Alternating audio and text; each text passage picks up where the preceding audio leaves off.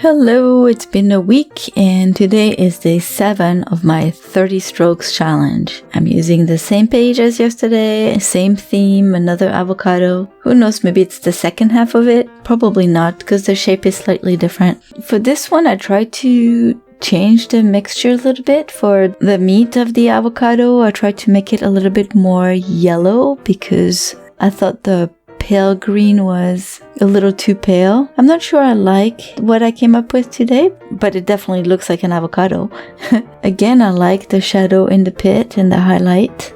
One thing I would like to change is maybe adding a darker shadow under the avocado to make it more grounded. But it was pretty fun and I ended up going to the store and buying some avocados for dinner.